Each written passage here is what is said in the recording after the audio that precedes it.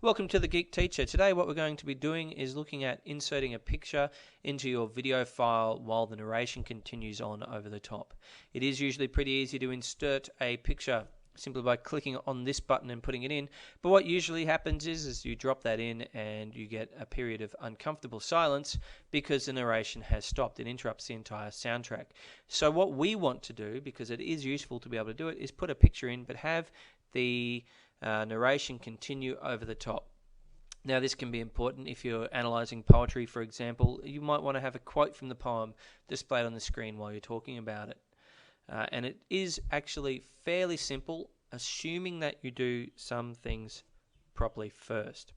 Now the first thing we need to do is find our picture. I'm just going to grab one that I've used for a tutorial before. You can see there's that ugly face of mine. And I'm going to come down and find a point where I'm going to insert a picture. Now I need to, before I do that actually, what I might do is I'm going to come over here and then, so I've inserted my video, I now need to insert an audio track. Now the reason for that is Movie Maker can't really pull them apart that easily, so we need to keep an audio track going over the top of the video so that when we put the picture in and it overwrites the video, or we're actually going to have to delete some video, the audio track continues without pausing so that it doesn't look like you've had to cut it. So what we're going to do is come up here to this button on the home screen, the Add Music. I'm going to go Add Music from PC and Add Music. We click on that. Now I've got a music track there and I can actually just use that, or I could come down to audio and video. Now if I've got it from video, I can use all these wonderful files types. So we've got wonderful ones there. It's a lot. I'm just going to choose that and then choose the one that we've got that I'm using already. I'm choosing the exact same video because it means that my video and audio tracks will match up perfectly. That is important. You need to make sure that they match up perfectly. Otherwise you will have weird breaks that are occurring and stuff happening in the audio that hasn't happened yet in the video, or the other way around. So you'll notice that here I've got this waveform pattern that looks the same as the waveform pattern there. That is kind of crucial. Then what I'm going to do is I'm going to select my video track, and I'm actually going to come up here to Video Tools. You'll notice we now have a Music Tools option. I'm going to come to Video Tools, click on Edit, go to the video volume over here, and I'm going to mute it. Now the reason I can do that is because I have my audio track there. So my video track won't be playing its audio, but my audio track will. I only really need one of them. Now I'm going to find a spot that I want to insert my picture, maybe down here. Let's choose one actually with a bit of audio. There we go. And I'm going to split that. Now it is important to split it because you need to have a split to insert anything. So I'm going to come to this bit and play it so you can hear it. Not sure if you could hear that. Let's go back here and I'll play that again. A form using a picture box and looking. So you'll notice that the video kept going and the audio kept going there. So that was smooth and seamless, and that's what we want to keep in the end as well. So I've got this split here. I'm going to come back and get my photo. I've got one of Colin Firth reading a book. That's fantastic. He is awesome, fantastic actor. And I've inserted him. Now he's going for a long time. In fact, he's going for 7 seconds.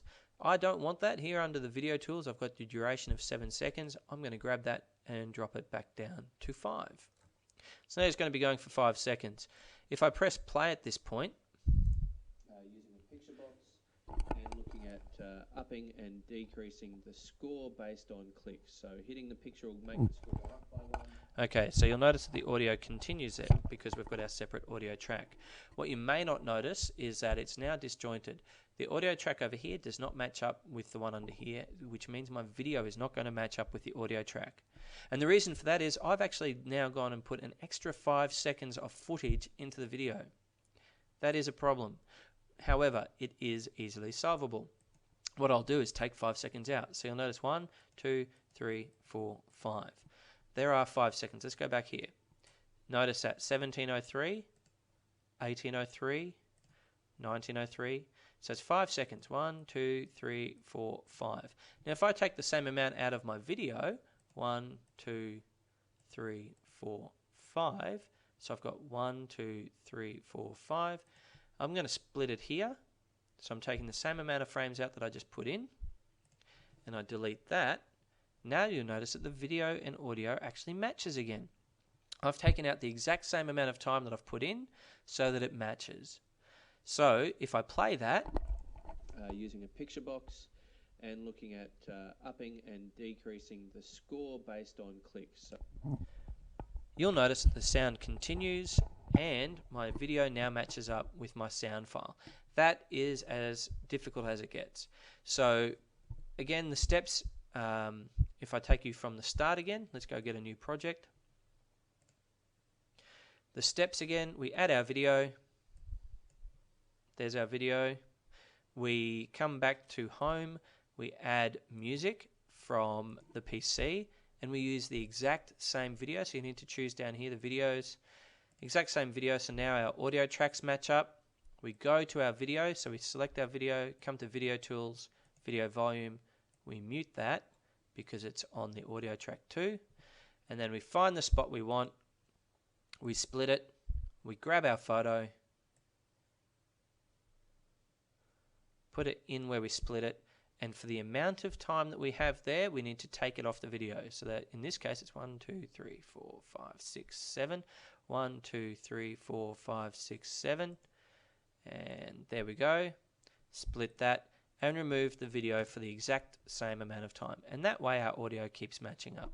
That's as simple as it gets. That's as hard as it gets for doing that. Now, obviously, if you're using multiple videos and you want to insert pictures in between them and all that kind of stuff, you will want to do this separately, individually for each one of your videos before you combine them, just to make sure your audio tracks are matched up.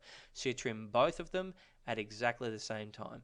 Very important that you do that, because otherwise you will end up with disjoints, and there's nothing a bit more awkward than having a video with the audio not matching up. So you've been watching The Geek Teacher, and I hope you've learnt something from this lesson and can use it in your expertise. Stress less. Be Ninja.